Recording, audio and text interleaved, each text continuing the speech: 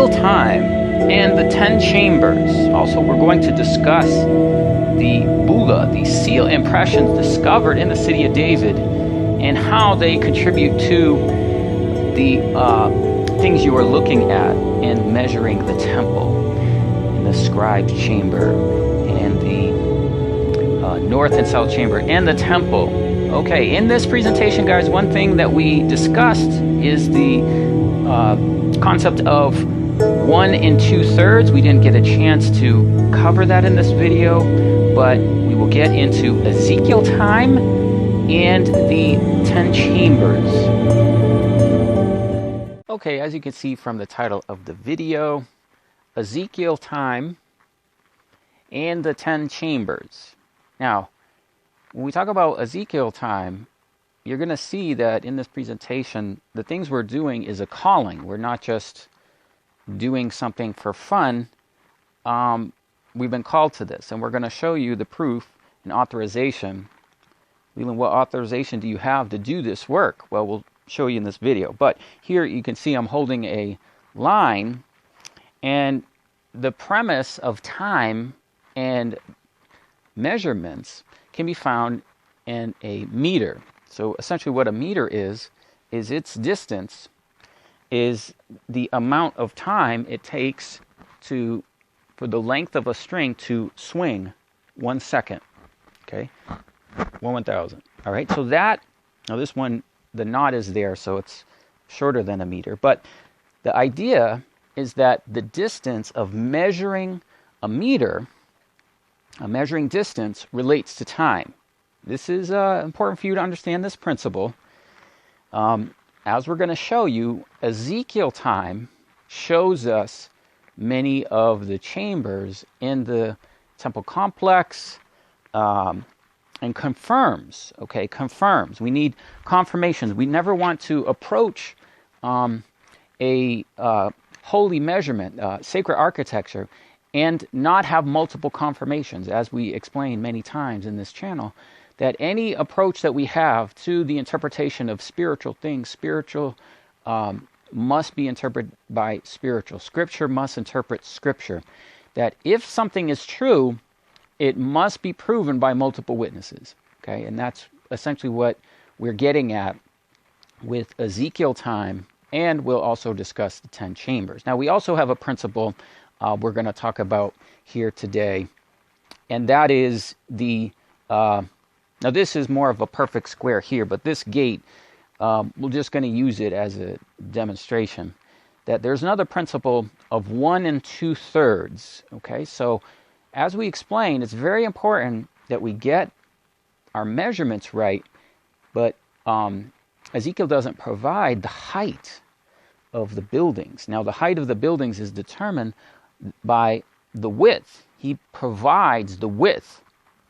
So in providing the width, there actually is a ratio of 1 2/3 width is equal to 1 in height.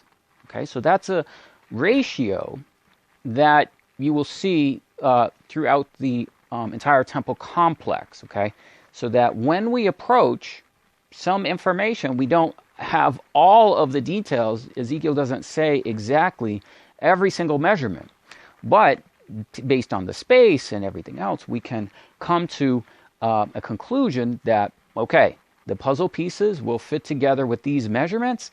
And what is the height? Because he doesn't provide the height, but he provides the width quite often. So we do have a width measurement. Well, that width, if we consider that to be 1 2/3 the width, and we take the height to be 1 as a ratio, we thus can determine the height of many of the structures. We'll talk about that later in the video. All right, so the other thing is, what is the authorization? Well, you'll see as we continue, we'll talk about these Bula seals. These are seals that have been discovered of people in the Bible at various points, and they had buildings. They had chambers. Okay, so what happened is these people, their seal impression was prophetically hidden until the times of the end. Many people in the Bible, Baruch the scribe, Jeremiah, and Nathan Melech. Okay, so they held chambers. And so this is our authorization for this work, is that the if we look into what the Most High did and through King Hezekiah as well, and through archaeology, the Most High has released the seal impressions of the biblical people to allow for the release of the revelation of what those people had in their day would be released in our day as a prophetic message, okay? And as specific things related to the book of Jeremiah and the measurements, which we'll get into in this presentation. So let's take a look at Ezekiel time. Okay, very exciting. How does the book of Ezekiel time show us temple measurements? As you can see, book of Ezekiel, throughout the book of Ezekiel, Ezekiel as a prophet is extremely detail oriented. Anytime he has a prophecy, he records the year, month, and day of the prophecy. Okay, so throughout the whole book. Now, what you're going to see is that the information here, when he records the year, month, and day, the numbers of which, okay, they're going to show us temple measurements. This is what we're saying, guys. This is a calling. The scriptures are coded. Things are hidden and released unto the last days, as Daniel said, that they would be, for the times of the end, these things would be made known. Okay, so if we go through the book, what we have here, this is in notes, by the way, in all chambers, the all chambers document. Over here we have the book of Ezekiel, and we have the chapter and verse. So in chapter 1, verses 1 and 2, it says the 30th year, 4th month, 5th day of the month. And in Ezekiel chapter 8, it says the 6th year, the 6th month, and the 5th day of the month. Chapter 20, verse 1, the 7th year, the 5th month, and the 10th day of the month. And the chapter 24, then we have year 9, month 10. Okay, now what we're getting at is when we take the order of the book and we go through certain chapters, in this case 4 line items, okay, of year, month, and day, this is going to show us the temple chambers, okay?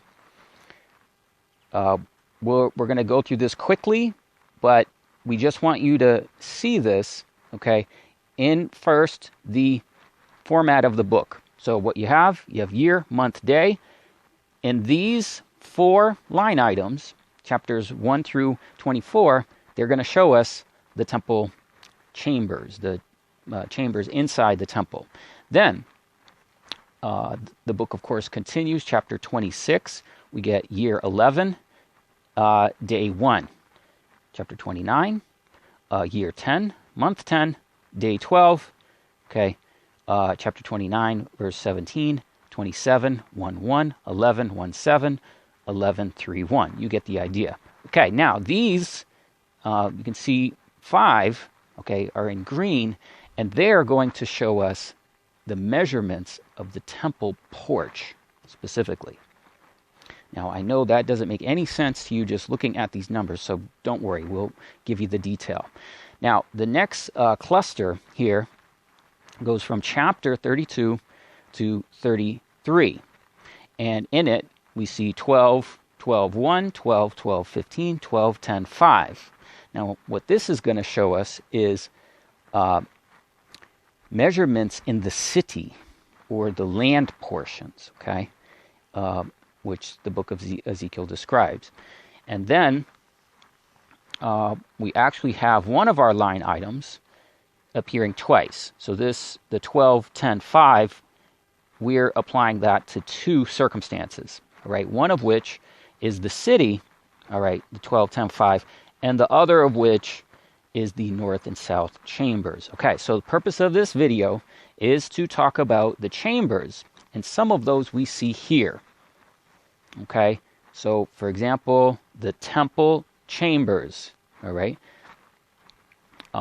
The north and south chambers, okay? Here, all right. Now, let's show you real quick how all of these show us the precise measurements of the temple. So basically, this page takes the information that we just showed you in the last view. Book of Ezekiel shows us the year, the time, and now we fill in the information to show you that we have confirmation on the information we're submitting to you. Okay, we have confirmation. So as you can see, we're calling these temple chambers, where the year is the height of the temple.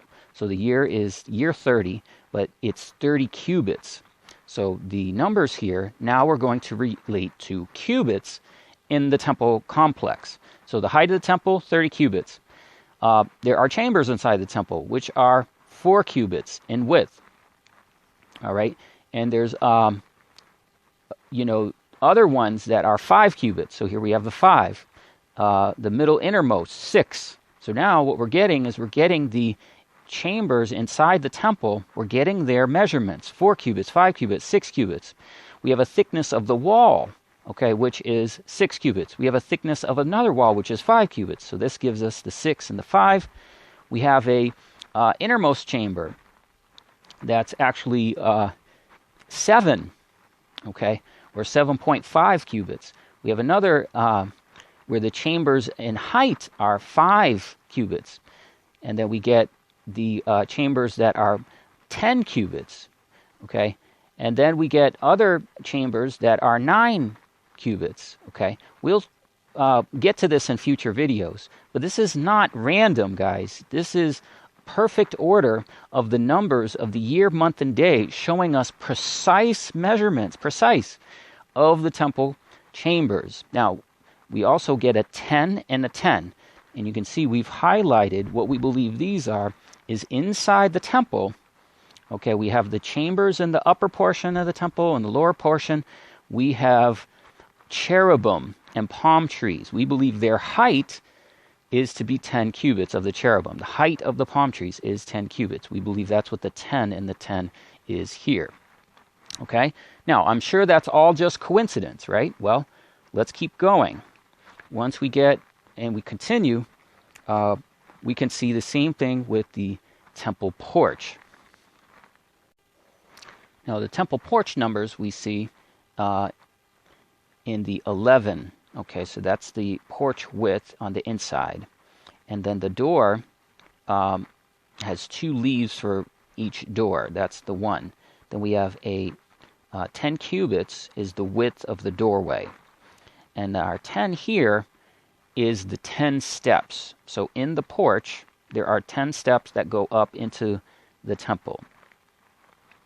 Then we have a 1. This is the post by one side, and the post on the pillar on the other side. Then we have another 11. And this 11 relates to the 6 cubits in the post and the 5 cubits in the door sides. Now, for time's sake, we don't have the time to do the full presentation in each one of these. We'll have a whole video on each section that we're looking at here. So I know some of this I'm going to go over quickly, and it won't make sense, but be patient. We'll get to it in future videos. All right, so the 11 here relates to the thickness of the post and the door sides. Then we have the 1 related to the 5 cubits on one side, all right, and then there's another 1 over here related to the 1 on the other side. We have 7 cubits. This is the width of the door in the Holy of Holies, okay, and then we have another 11 here. This is our third 11. We had 11 here, here, and here, 3 of them. But once again, we have 6 plus 5, and this relates to the post and the half door. And then we have 3, which is the number of cubits in the gate width. Okay, so we'll get in the future, we'll explain all these numbers, but it's not random. It's not happenstance that the fact that these numbers appear within various line items of the exact year, month, and day in the book of Ezekiel. So the next is the city. So in the city, it's 12 tribes, 12 land portions, and 1 portion and gate per. Okay, so this gives us 3 line items which show us the city. City is 12 gates, related to the 12 apostles, which we showed you before, and there's 15. Okay, the 15 here, we add the 15. The 15 is combined with this 10, and this gives us the 25,000 in the length of the land offering. And then here the 10 is the 10,000 cubits of the borders. Okay, and then as we explained before, we also have another 12. These relate to the 12 thrones of the 12 apostles. And then we have a 5. This relates to the 5,000 cubits in the city. So now we have a portion of the year, month, and day that relates to the city. And then lastly, what we have is the north and south chambers. So now the latter end of the book of Ezekiel, chapters 40 through 48, of course, deal with the temple itself. All right, but we actually combine our last line item here, and this contributes to both the city and what you can see here. It says NS chambers. These are the north and south chambers. So we apply our 12. This is the length of the middle room of the floor. Okay, so there are 3 levels. This is the middle level. 10 cubits. This is the length of the upper floor, the highest floor. Okay. And here you can see a 14. This is the year 14. And these are the cubits in the lowest floor. Okay? So it's not by coincidence that we get the precise measurements of the lowest floor, 14, middle, 12, upper, 10. Okay? Now we get a 5 here. This is the thickness of the wall. All right? And then we get a 1. There's a way. There's a door that opens that's 1 cubit. And then we have a 10. This is the walkway. So inside the building, there's a walkway, the streets and lanes of the city, which we had explained to you earlier. All right, so these are not random details, but the fact that the book of Ezekiel, the years and months and days that are recorded throughout the book do show us temple measurements, okay? Just like a meter is determined by the length of a string, okay, in the time, 1 second, it takes for it to swing from one side to another. Now, as we detailed in the title of the video, 10 chambers. In a chamber in the temple can be a room, a chamber, or it can be a building. Now, we just want to point this out because there are 10 times in the King James, or in English when we read it, it says the word chambers. But in Hebrew, there are multiple words used for chambers. And these words are very important for us, very, very significant. And we have them here. So in Ezekiel chapters 40 through 48, the term chambers can refer to individual rooms in a building or entire buildings. Now, some of those words we have here. In Hebrew, we read Selah. Okay, Selah, and here's the number in Strong's Concordance. Lishka. Okay, Lishka, Strong's H3957. This is the most common word for chamber. And we have a Tav and an Aleph, which is significant for us because it is a reversal of the letters Aleph Tav. So it's instead of Aleph Tav, it's Tav Aleph. Okay. Strong's H8372. So let's look at the Tav Aleph chambers, or little chambers. Now these are found inside the gates. Okay. So they're little chambers, it says, and when we read it in King James or in English, most translations, in the gates. Now, we believe that the significance of this is that the reason it's the Tav Aleph, it is Aleph Tav's his name. Okay, he says, to he who overcome, I will give him my new name. And so we believe these chambers relate to the apostles that sit on thrones in these chambers, judging the 12 tribes of children of Israel. Okay, so the Tav Aleph, Ta, all right, little chambers are one reed. Okay, so he says, to he who overcomes, I'll give a rod of iron. All right, so that's the reed of the 12 apostles as they judge and sit on 12 thrones. So that's 6 cubits squared, and these are the rooms for the apostles and their thrones, as we had showed you in the gates presentation. Okay, and this word does appear in 1 Kings 14:28 and 2 Chronicles 12:11, where they're called guard rooms. Okay, and it uses guard to run, and run, relates those that have run the race for Alpha and Omega, Aleph Tav, and have finished their course as the 12 apostles have. So that's one of the chambers. Another time he uses chambers, Lishka, is washing chambers. These are outside the gates of the north gate.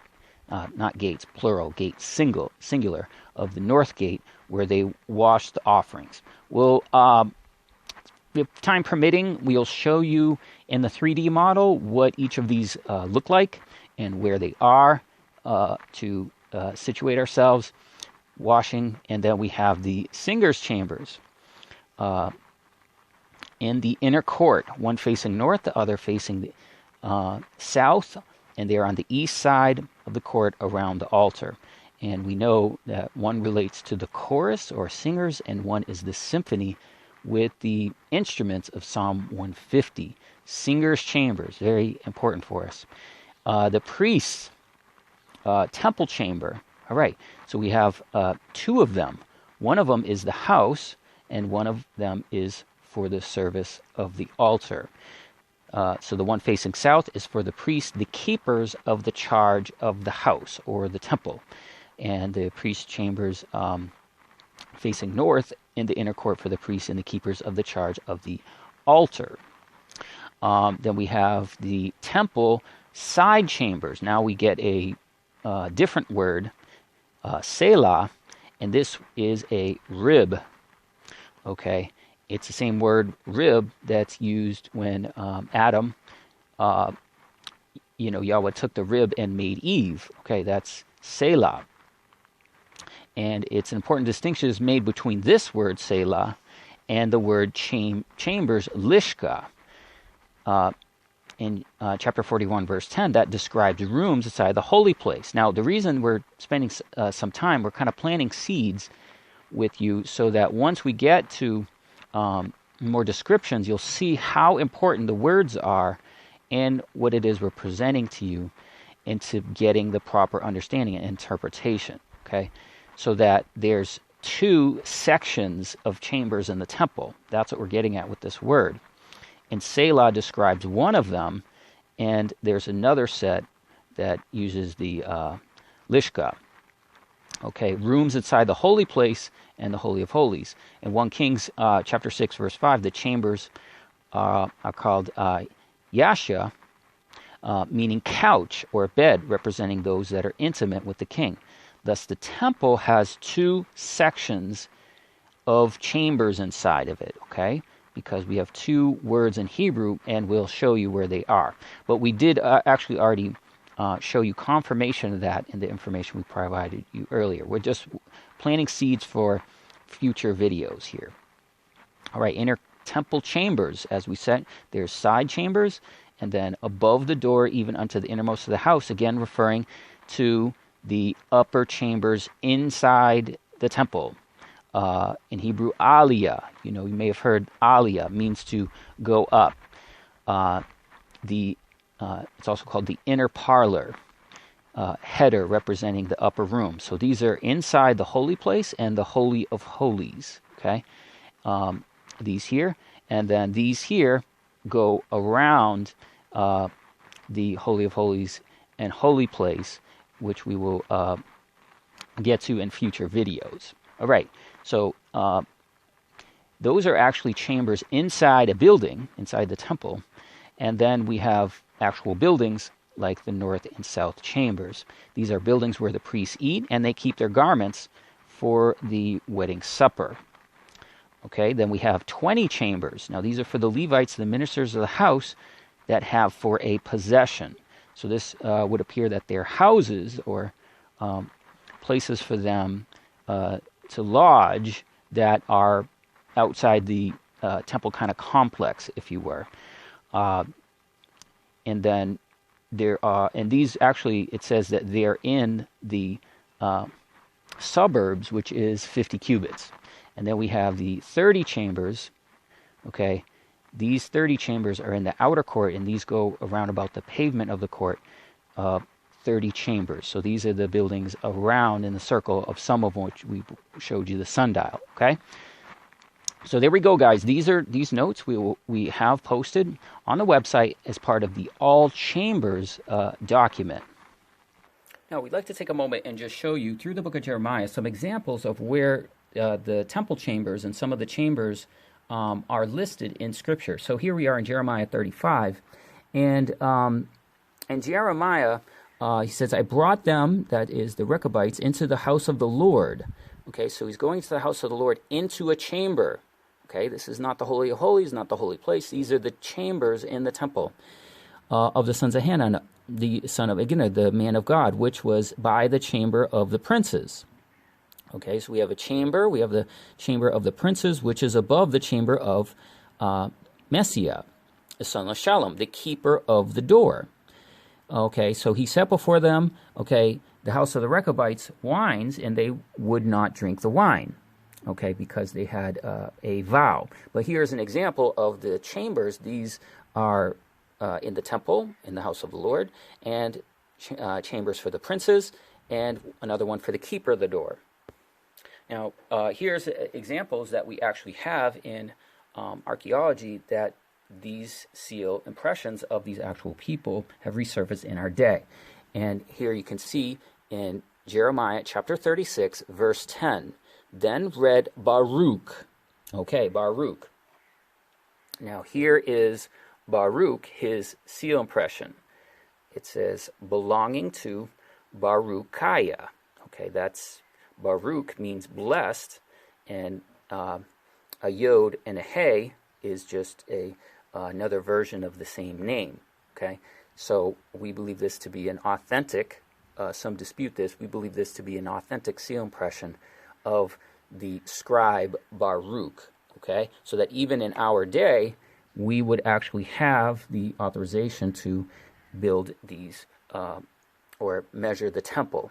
All right, so then read Baruch, the scribe, in the book, the words of Jeremiah in the house of the Lord. So he's reading the book of Jeremiah in the house of the Lord, in the chamber of the house of the Lord, okay? So there you can see chamber and chamber of Jeremiah. Chamber of Jeremiah. All right, so we showed you here is Baruch, here's his seal, and here is Jeremiah. Or another way of pronouncing in Hebrew is Geramahu. All right, so we have two seal impressions, all right, that have come out in archaeology that are in the same verse. Jeremiah chapter 36:10. All right. Jeremiah, the son of Shaphan, the scribe. Okay, so we have a chamber, okay, of Jeremiah, whether that be in the house of the Lord, Shaphan, the scribe, or in the higher court at the entry of the new gate. So it could be by the gate. Okay, some of these can be, as we showed, we had chambers in the gate, and then other ones are actual chambers in the temple. But here is another version of the seal of Jeremiah. Okay, of the entry of the new gate, all right, of the Lord's house. And he read in the ears of the people. Okay, so here, once again, we see the scribe's chamber. The reason we believe that there is an actual building, the scribe's chamber, we'll get in future videos, but here's verse 12. And he went into the king's house, which, of course, is the king's house. We've showed you many times. And the scribe's chamber. So right next to the king's house is the scribe's chamber. And lo, the princes sat there. Elishama, the scribe, okay, Elnathan, and Jeremiah. Now, Elishama, his seal impression has also resurfaced. We do have that. I don't have it in this set here, but his seal impression does exist in archaeology. Again, confirming that within these verses we have Baruch, Jeremiah, Elishama, 3, okay, examples. Now let's go to verse 20. Okay, here in verse 20, and they laid up in the court, and they laid up the scroll of the in the chamber of Elishama the scribe. Okay, so here's his chamber of Elishama. Again, we have his seal impression. So the king sent forth Yehudi. All right, now his seal impression was also discovered. Guys, I'm not making this up. You can look it all up. To fetch the roll, and he took it out of Elishama the scribe's chamber. Okay, so we actually have multiple people. We have Baruch, we have Jeremiah, we have Elishama, and we have Yehudi. All of these people, all right, we actually have their seal impressions in our day. All right, very exciting. We also have the Nathan Melech seal. This allows us to prove the temple location, all right, is in the area of where the City of David Museum is in the City of David area, okay, the Ophel area, all right. We can prove it right here. Nathan Melech, the seal impression, we know the precise location, and it is right here in 2 Kings chapter 23, verse 11. He took away the horses of the kings of Judah to the sun at the entering in of the house of the Lord. At the entering in of the house of the Lord. What is that? That is a gate. At the entering in of the gate to the temple. By the chamber of Nathan Melech, the chamberlain or eunuch. Okay, so we get his precise seal impression and a precise building is a precise location, proving the location of the true temple.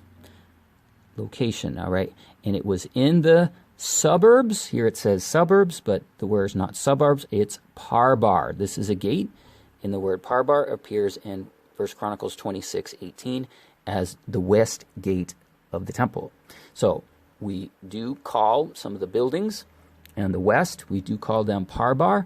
We call them scribe's chamber, and now you can see why we're getting these terms from Scripture. But here you see in the chamber of Nathan Melech, and we have his precise chamber and the west gate of the temple. All right, isn't measuring the temple fun, exciting?